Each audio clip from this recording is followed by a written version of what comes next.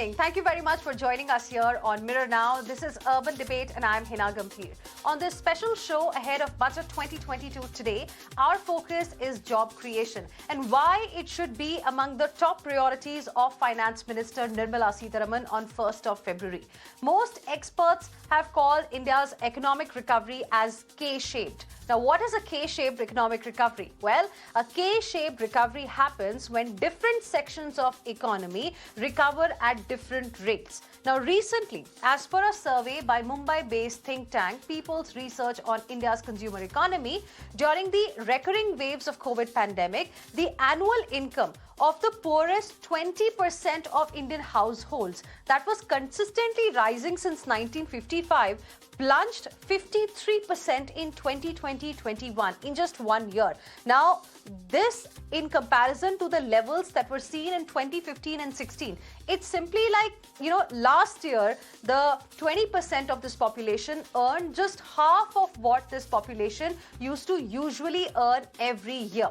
However, the richest 20% during the same period saw their income grow by 39%. So one section of the society had a positive impact. Their incomes were going up. On the other hand, the other section of the society has seen their income level coming down very sharply. And this is called as a K-shaped recovery, which has been the result of the COVID pandemic in the country. That's what most economists today believe. Now, this actually reflects the sharp contrast in the economic impact of COVID on people at the bottom of the pyramid as compared to those who are at the top of the pyramid. Now, job losses due to restrictions, lockdowns, and during the 3 waves of COVID have resulted in reduction in incomes in several sectors. Hence, the expectation this time is that the theme of the budget should be jobs. So let's try and understand what the finance minister can do and what she must do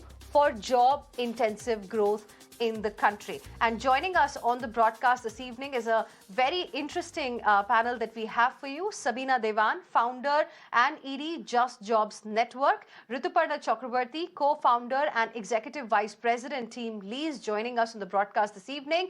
We have with us Mr. Subhash Chandra Garg, former finance secretary of India. Mr. Mohandas Pai, chairman RN Capitals, also is going to be joining us in just a bit. Good evening to all of you. Thank you for joining us here on Urban Debate on Mirror Now this evening. Mr. Garg, I want to begin the discussion with you. Do you agree that the focus of the budget this year should be on job creation? See, the jobs are needed for the vast majority of Indians to earn their bread and the livelihood. So the jobs have to be a focus of any budget, more particularly the current budget coming after the onslaught of the COVID and the job losses there. So I don't see any reason why the jobs and the employment and the incomes of the poor and people cannot be the main focus of the budget. Okay. Mr. Mohandas Pai, there are 2 significant factors that are going to have an impact on the budget this time. One, of course, is the COVID pandemic. It's a second budget amidst a pandemic. And second is the election season in 5 crucial states, including Uttar Pradesh. So what is it that you are going to be focusing on? Do you also believe job creation is something that the government must look at very, very carefully? Well, I think that job creation is something every state government and union government should look at every single year. People living in Lutyens, Delhi do not understand the pain ordinary people, are facing because of lack of adequate jobs for the last many years. It is not a problem that is come now. 2, we are undergoing a youth bulge. Every year for the next 10 years, we're going to have 2.5 crore young people who were born 20 years ago come into the workforce because they attain the age of 21. Maybe 26, 27% of them will be in college. They'll graduate at 22, 23.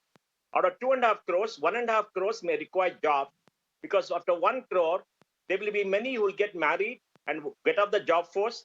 There'll be people who go into agriculture. Out of that 1 crore, maybe 1 crore people get jobs and they've been documented in the EPFO, in the ESI, in the NPS for government because government creates 6 lakh new jobs. And if you look at income tax data, the number of filers under that business and services, you can estimate maybe about 1 crore people. So jobs have to be created. But the challenge in India about jobs is very different.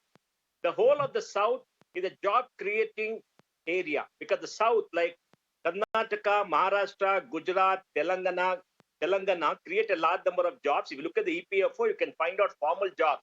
In the EPFO, about 75-80 lakh jobs are created for first-time people, out of which about 60-70% are below the age of 25. So they're all new jobs, largely. So in the north of India, the vast majority of people are coming into the workforce in UP, West Bengal, Bihar, and Rajasthan and Madhya Pradesh. There is not enough economic growth, not enough jobs are being created. Now, men will migrate from the north to the south. They come to the south for jobs and they occupy. But women will not migrate. And because women do not migrate, the women's participation in the workforce has come down. So when you talk about jobs, we must look at all the data and come out with a comprehensive strategy which will work. I'll just finish in a minute.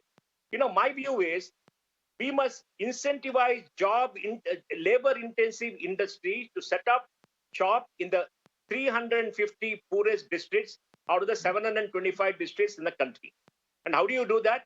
We must incentivize them by saying we will give them the Kaushal scheme under which government pays the employer's contribution of PF and ESI up to 2 years. Plus, in addition, we'll give you a grant of 2,000 rupees a month to be paid to the employee for the first 1 year and maybe for the employee for the next 2 years so that jobs are created in those areas and industries are incentivized to shift to those areas where there is labor surplus. It's a complex problem which requires a detailed analysis of data. Okay, very interesting. Quick response, Mr. Subhash Chandra Garg. Do you think something like this can be considered by the government, considering how because of the pandemic, we have seen so many people losing their jobs? And as Mr. Mohandas Pai was talking about that, from north, many people move to the southern part of the country in search of jobs. We call them migrant laborers. Many have not gone back to the southern part of the country. Many have decided to stay back where they were. See, labor migration is very natural. Wherever the value gets created, and in the country, this gets created in the west and south. And wherever there is a surplus labor, the labor will move from the surplus areas to the deficit areas. This is not unnatural. This is very, very natural. The question which you are, I think, debating is what the government can do. See, government's interventions is one in the form of direct job which the government creates with itself. That's very small. About 1 crore, 1.5 crore is the maximum number of jobs which the governments have. And that is not growing. If you look at the data of the last 5 years, the central government, the state governments, the jobs with the governments are not growing. So government can't create actually more. There is more of the sort of informalization, contractization of the government jobs. So that's one. Now, in the private sector is where the jobs can be created.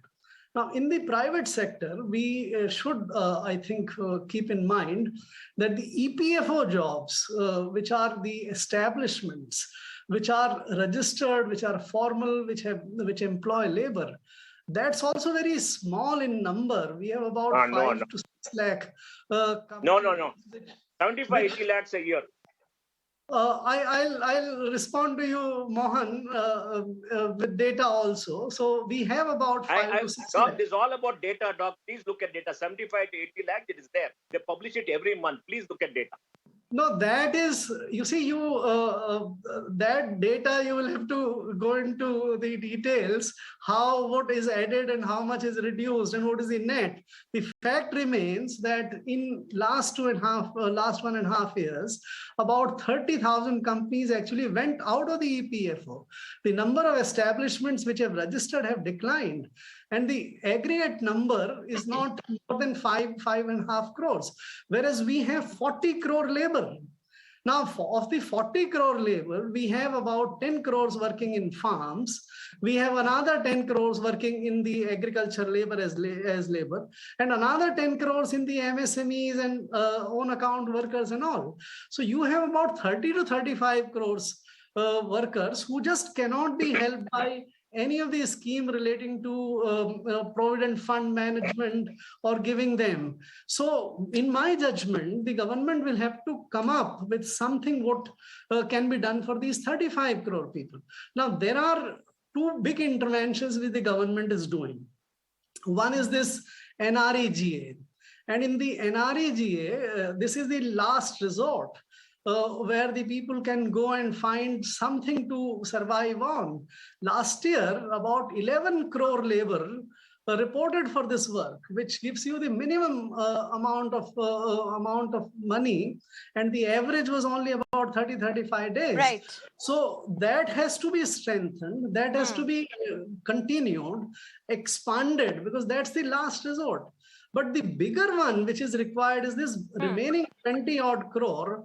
How do the government reach out to them? There are hard solutions for that. It's not easy. The government is not attending to this big segment. And I think we can discuss if we need to go into specific of how these well, can absolutely. And, you know, sir, we really want to discuss those hard solutions. And that's the reason why today our focus is only on jobs, how that should be the top priority. Because according to CMIE's data as well that came out recently, 53 million unemployed people are there as of December 2021, out of which about 37 odd million are actively looking for jobs. Now, these are real people that we are talking about. They really need some urgent help. We'll talk about solutions, sir, in just a bit. Let's also understand how the scenario is from my other guests as well. Sabina Dewan, can you tell us a little bit about how, badly some specific sectors were impacted because of COVID? You know, like which sectors have remained unaffected and which were severely impacted? Sure. No, thank you very much for having me on the show. And I think Mr. Garg's comments are very close to my heart, because he pretty much articulated exactly what I think is the reality. And let's be clear here that the labor market conditions were dire even before the COVID crisis, and now things have become much, much worse. Let me just run you through the numbers.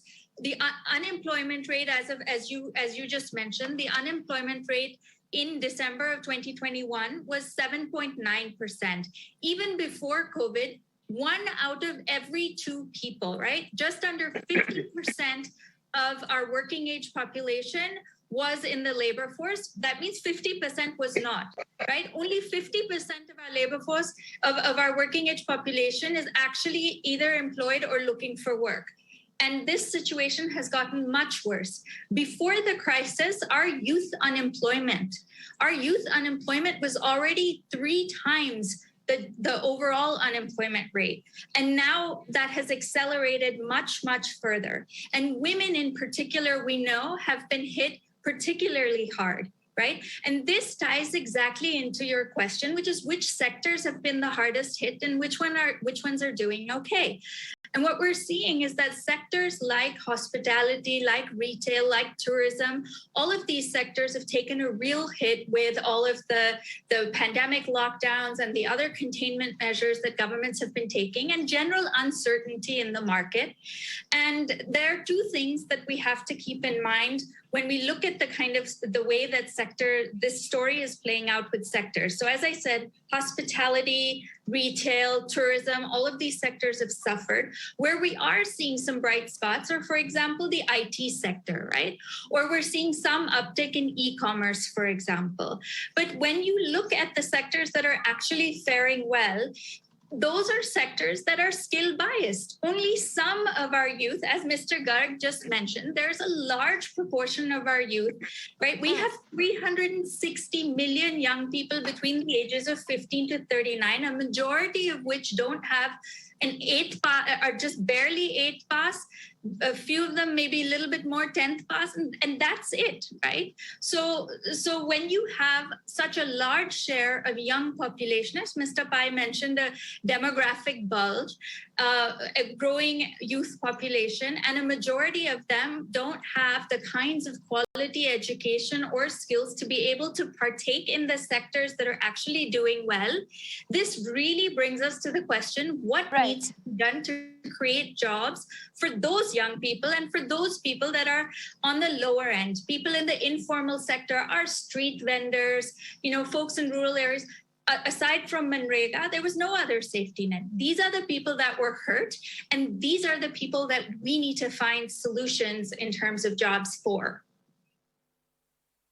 Okay, so low-income segments in the informal economy, that should be the key focus. You're telling us in the informal sector specifically who need help. Rituparna Chakraborty, we've been discussing this particular issue for a very long time, and you've also told us in the past that, things had started looking up at least towards the last few months of the calendar year 2021. Now, can you tell us how has been the impact of the third wave of COVID due to Omicron in the job market? Thank you so much for having me back. I will respond to your this immediate question, and I also would like to add some comments on whatever have been discussed so far. So it is a fact that since the month of June, there has been progressive improvement, more so pronounced from probably July, August onwards in terms of the net formal jobs that were being added, and I'm just going purely by the EPFO data, and also on-ground realities that we are sensing. We are sensing that there have been some sectors which have been beneficiaries of the pandemic. They have continued to do well, and I think the things and situations, hiring essentially are getting better for them. And of course, there were pretty much the stagnant and the laggard sectors. Interestingly, over the last 4 months, we have seen even these sectors coming out and essentially contributing towards the hiring momentum. Of course, because of the third wave or the Omicron impact, we do not foresee, and we are not seeing a very widespread negativity around hiring sentiment. Of course, sectors like hospitality, tourism continue to be a little bit on a limbo. However, what we are also sensing is that they also have started picking up the signals that the impact has not probably been as grave. So none of them are actually looking at taking any adverse steps at this point of time. So by and large, we see that the sentiment from an industry perspective on hiring has not dipped. However, I do agree with Mr. Garg when he says that every budget in this country, a country where we are not creating enough jobs as we are adding to the workforce every month, every year, needs to focus in every budget on jobs and how do we create jobs. Also, the point that Mr. Pai mentioned, that this is an agenda for not just the central government, for each and every state government. There are essentially 5 issues which are, and so the creation of jobs need multifold efforts across different aspects of the economy. We have kept saying we don't really have a job problem. Everybody who needs a job in this country has a job. It's just that they do not have the job or the wage that they aspire for. So there is a huge productivity problem India is struggling from. We are in the top 5 when it comes to GDP, but we are probably 138 maybe on per capita income. So that's a particular challenge. Women are very hard hit. Even before the pandemic and with the pandemic, we already know the story. Only 10% of the workforce has access to any kind of social security. Is it because the entire burden is currently on enterprises? Is there a new model that we can evolve? There is a growing debate right now between flexibility and regulation. What is the right balance so that newer models of employment are not compromised? And finally, do we have a self-healing ecosystem which enables ease of doing business? And if we focus on these problems and focus on 5 solutions, which we have been repeatedly asking for, one, of course, is focus of the budget needs to be on industrialization. The country of our scale, we do need that to create the jobs which we need at the scale, at the size, at the quantity that the country needs. We need financialization. It is very difficult for entrepreneurs in India because of the hostile nature towards new entrepreneurs when it comes to access to capital. We need rapid urbanization. There was just a while back, we spoke about the fact that South is an economic hotbed, while the north of India is the manpower hotbed. And that is creating a lot of issues. How can we make economic prosperity more equitable across the country? Formalization, of course. I mean, only 10% of the workforce have dignity of work in this country. And finally, focus on human capital building. I mean, we have the tech sectors where the progress of the next 5 years has been preponed today. And we are really struggling with the kind of skill sets, talent. So can the government focus on creating those incentives and hooks to allow for massification of skill development, skill enhancements through innovations in the education system? So those are my limited points. Well, Mr. Mohandas Pai, but don't you think that's too much of emphasis only on the formal sector? Because during the pandemic specifically, various studies have suggested that, in a way, the share of formal sector has grown, the share of informal sector has been coming down. And that also should be the focus area as far as government is concerned, because that is where a lot of jobs are created. Would you agree? Look, again, let us analyze the data. India is unlike any country in the world because no country has 2.5 crore people coming into the workforce every year. Let's understand India's challenges. Okay, there's no country in the world. Even China doesn't have it because China has been producing only 14 million babies for the last, maybe 20 years. So India's problem is very different. All right, we have to understand that. Second thing we need to understand is 45% of our total people who are in the labor force of 52.5 crores are in the agricultural sector. 55% is in industry and in services. This is in the PLFS data that is being released almost every year, and we should study the data. The share of people depend on agriculture has come down from 60% about 20 years back to 45% today. That means more jobs have to be created in industry and in services compared to agriculture. For the agriculture sector, we have growth of 3.5–4%, which is pretty good compared to the historical average. And we have this MRENS Marega program, which gives jobs, which may not be adequate. We may have to expand that, and that will take care of that. Now, there is a drive towards formalization, and that is where we have to do. Where the biggest failure in India is that we have not incentivized labor-intensive industry. Let me give you an example. About 20 years ago, Bangladesh used to export maybe $2 or $3 billion of garments. Today, they do 50 billion. India used to do 10 billion. So we are doing some 25–26 billion. What went wrong? We have not incentivized labor-intensive industries. All our policies are incentivizing capital-intensive industry.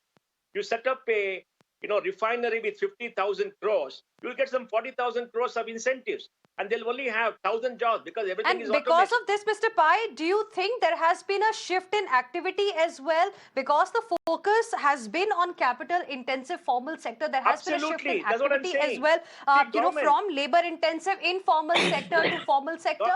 See, the point is we need labor-intensive industry. We need labor-intensive industry to be situated in areas where there's surplus labor. Why should they come to Bangalore to work in the garment industry? Bangalore has got 5 lakh people in the garment industry. All of them come from outside. Nobody in Bangalore wants to work in that industry which pays you 10,000 rupees a month. But there is a structural problem that we have to do. And that is why I'm suggesting, as a very big measure, incentivize labor-intensive industries in the poorest 350 districts, provide them infrastructure so that over the next 3 to 4 years, maybe 2 to 3 crore jobs can be created, because today with China's labor becoming expensive, India growing, there is a scope for that. We can create jobs in light engineering, in toys, garments. Look at the top 10 exports of China. Top 10 exports of China are all labor intensive. We have failed to do that. That is the challenge. We have to take up structural reforms, not do some 10,000 crores, 20,000 crores. That is your big idea for the government for this budget. Focus on incentivizing labor incentive industry, at least in about 350 poor districts across the country. That can really help us in creating jobs. Now, Mr. Garg, you were talking about some big, bold measures, and I want you to elaborate a little bit on that, because like you mentioned, as far as the direct intervention of the government is concerned in job creation, the direct jobs that it can create, that number is very limited. In fact, it needs to give us an environment so that jobs can be created. So what are your 2-3 big, bold ideas for the government? Let me first pick up on what Mohan said, and that's a very valid suggestion, that you need to focus on the industrialization which is labor intensive. We have emphasized only on capital intensive industrialization, which doesn't create jobs. So how do you create the jobs or industry, promote industry which create job? That is where I think we'll need to get into the real dynamics of it. Number one, we don't even recognize our small industry. There is no mechanism of the government to recognize, register, assist, provide assistance to industry. Why can't we create one single system of recognizing, registering every unincorporated or small industry, and then channelize the benefit? Second, we all know that the cost of doing business in the country is very high. And the cost of doing business for the small industry is actually the highest. They can't get land at real prices. They can't get loans from the banks. They don't get any equity assistance from the government. Just to give you an illustration, when the COVID struck, the government came up to assist the street vendors, which is the lowest on the MSEB front. But what the government said, that we'll give you 10,000 rupees as loan. Now, if you give loan of 10,000 rupees to 2 crore vendors, the kind of administrative mess which we'll create, and these guys were not in a position to save their working capital to do their job, and you're providing them loan. Why we couldn't have given them 10,000 rupees, even that is the minimum for their working capital, as grant? If we can give to farmers 6,000 rupees, why not to these to save their jobs? So I think we will have to get into the very structural and basic reasons of solving the problem. To my mind, the biggest outside the agriculture, and agriculture is a very different issue, which we may not be in a position to discuss today. Now look at the remaining segment of the small in services, industry, manufacturing, everything. Much of that is in services today. Look at how there is a transformation of the retail industry happening. We have about 2 crore establishments on the retail side. Now this is being disrupted by the e-commerce businesses. And e-commerce businesses are very efficient, but they have a very different way of employing things. Instead of traders, you get the delivery persons, storekeepers, warehouse keepers. It's a very different kind of jobs. We need to encourage that. But we are probably, in the name of data privacy or otherwise, we are putting hurdles in the job creation on the e-commerce side, and we are trying to protect the relatively inefficient. So I think we will have to do segment by segment analysis to find the real. We don't in the country have any way, any means of providing equity support to the small industry. More than 80% of the small industries don't have access to loans.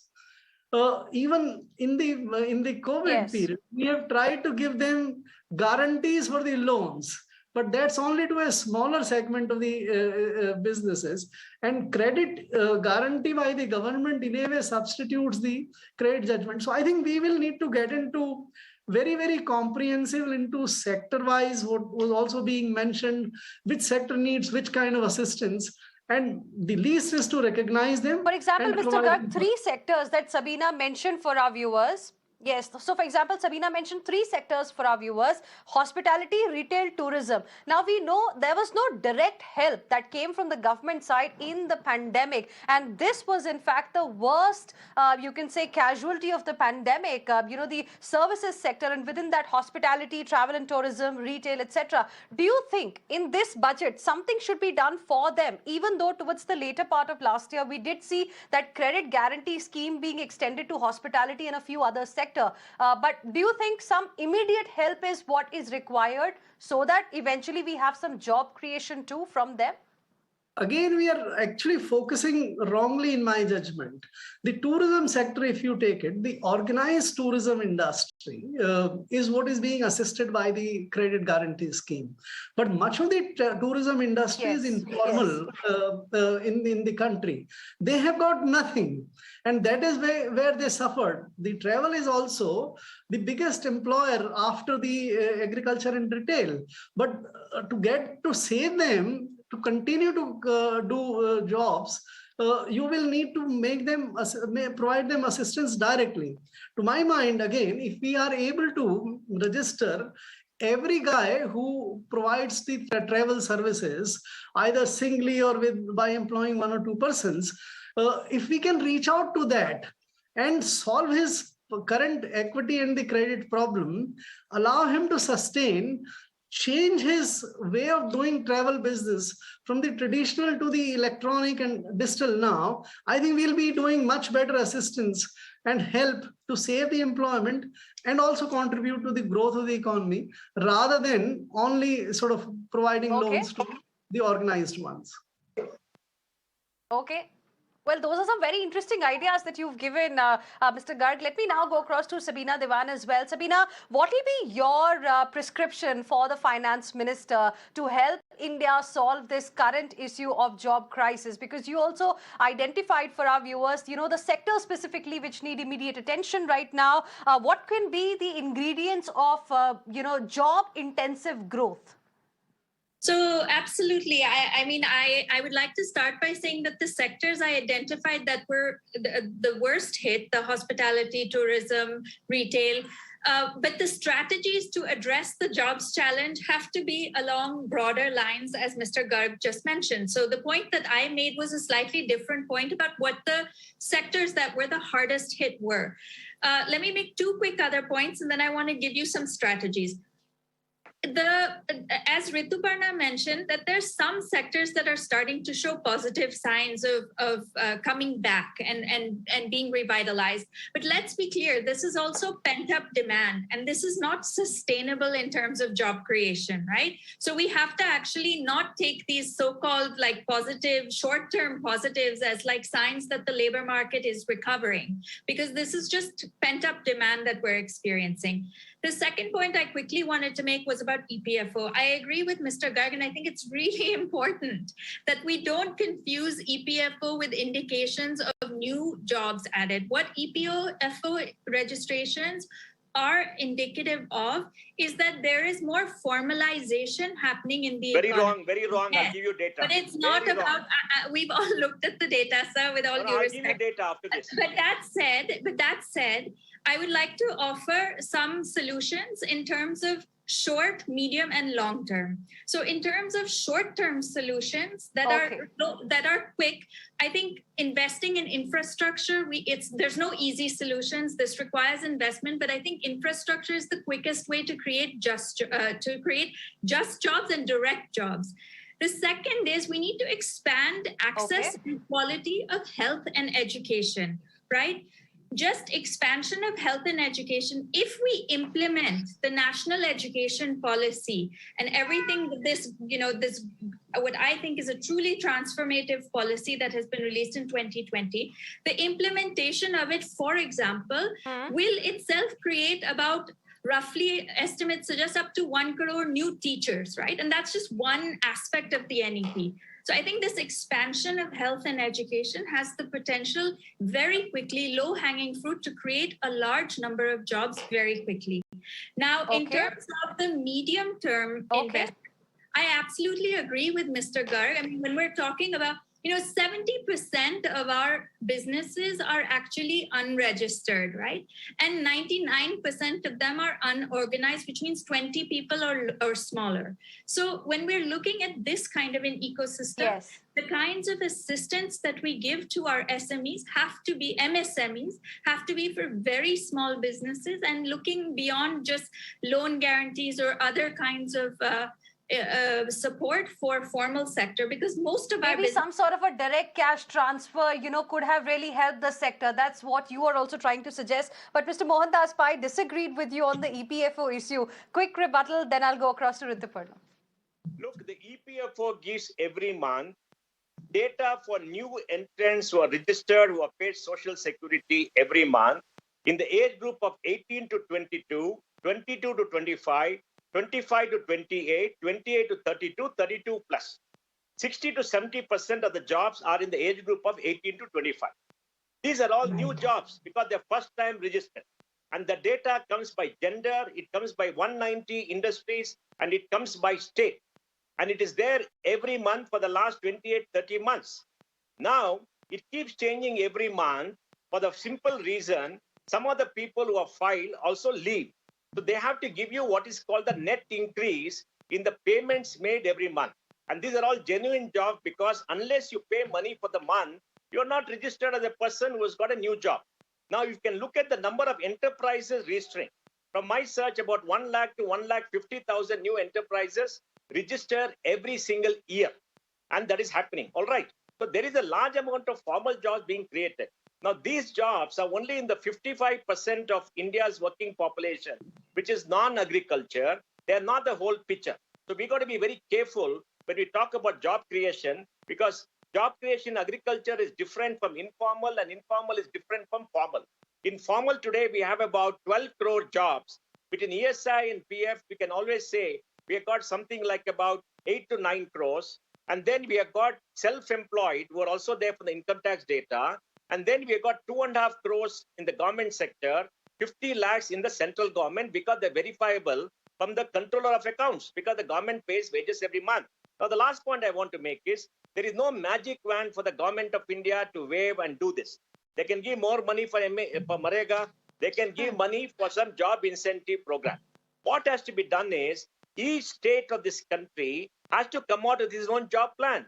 Let me give you data. Karnataka's per capita income is 2,50,000 rupees. By the way, looking at EPFO data, Mr. Mohandas Pai, you were telling us that it's the southern part of the country where you see more job creation. As per the latest data, Haryana, by the way, is among those states which created, which had highest number of formal jobs as data that came out. So Haryana, Maharashtra, Gujarat, Tamil Nadu, Karnataka. So this is the latest data. So clearly, EPFO data is not so clear. Everybody has different analysis of it. Why don't you look at data? Rituparna releases the data every month. I agree with Mr. Pai completely on his analysis. No, I was only trying to intervene and say that don't say in the northern part of the country jobs are not created. In fact, Haryana is among Haryana is among the states that have in fact created highest number of formal jobs. No, I'm sorry. Ritu, why don't you give the data? Yes. I think the thing is, let me put it this way, that does increase in EPFO number entirely indicate new job creation in the economy? No. And I think we never make that point. But no, we all agree. I think we all agree to that. It's a formalization mechanism wherein we are seeing companies getting themselves registered. No. Yes. However, wait. Let me finish what I'm trying to say. But one at a time, please. When it comes to the data of enrollment between 18 to 25 years, those are, by the way, new jobs. The 18 to 25 category, the growth that happens, by the way. And please look at the data. Actually, anywhere between 50 to 60% of the new addition happen in that category, which is a fact. Absolutely. Of course, there is an addition which happens across each age bracket. And those one can argue and one should argue. Logically, that's what it is, that these were jobs which were earlier in the informal sector and has now moved to the formal sector. So actually the net job may not have increased, but there is still a positive outcome by way of the person moving from an informal job to a formal No, job. I completely agree with you, Is but that I it? also That is want okay. you to That keep is in not mind the companies that go out of EPFO. The data Yes. that Mr. I Garg think gave us that about 30,000 that is companies also- went out of EPFO. Probably that was the impact of the pandemic. Quick response, Mr. Garg. I have very I'll tell little you, time left now. I think between April to June, that has Heena, happened, by the way. one data which I think Yes. Okay. we should all be focusing, which the government is collecting. It is for the unorganized sector, right? Now there is a portal in the labor ministry which is 14 collecting. crores.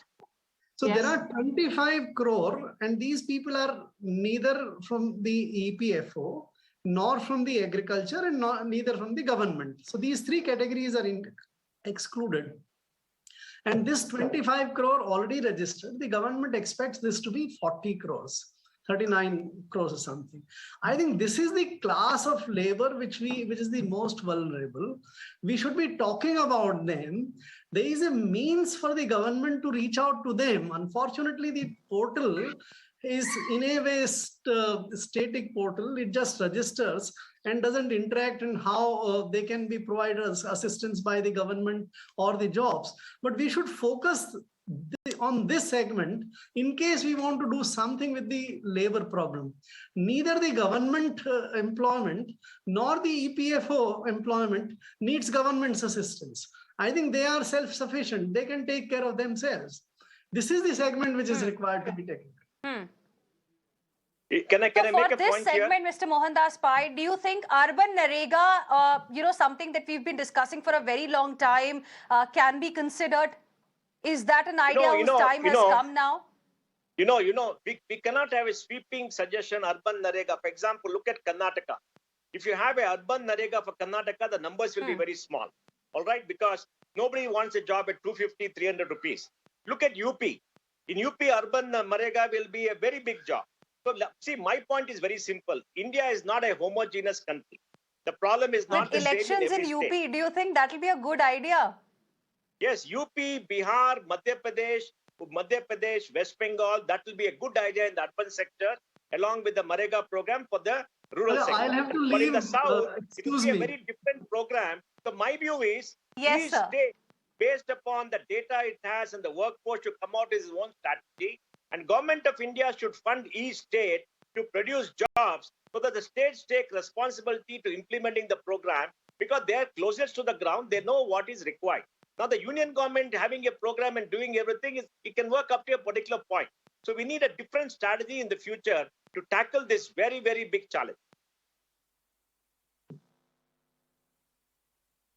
Well, absolutely. Different strategy. In fact, focus strategy is what is the need of the hour. I appreciate all of you for joining us here on this very, very important discussion, the issue of job creation, and some interesting ideas, in fact, have also come during the show. Thank you very much, Mr. Mohandas Pai, Sabina Dewan, Rituparna Chakraborty, and Mr. Subhash Chandra Garg for joining us here on Urban Debate on Mirror Now this evening. We have to slip into a very, very short break right now. There's lots lined up for you on the other side as well. Stay with us.